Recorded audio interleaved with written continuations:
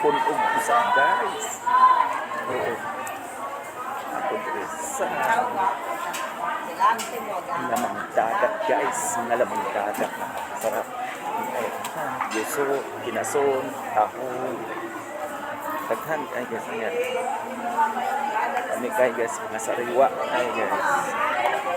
Lamang dagat. Pero na anak ko pwede padulong sa tuan guys. Karnihan ang baboy bata guys.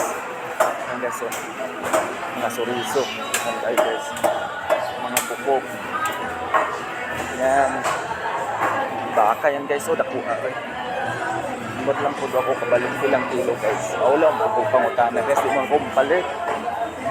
Oo, yan guys. So, sang tumoy ani kay gulayan. Tara. Mao ni si karit ang karnihan ng isdaan guys. Tapos ang tumoy ani, mao ni manak sa baboyan. Ang tumoy ani mga gulay. Mga gulayan guys na ang tumoy ani, ang atbang ani guys. Tara. Guys, kita niyo guys. Yan guys.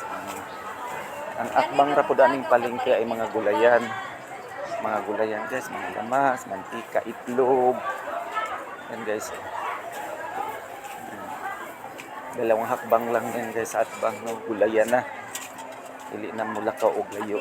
Ikaw magpamalit og isda, karne, mga karning baboy, dire ra sa atbang ang gulayan.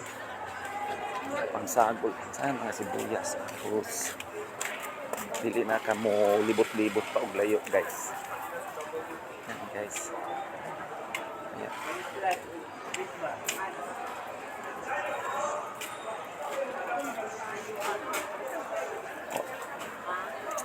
Okay guys.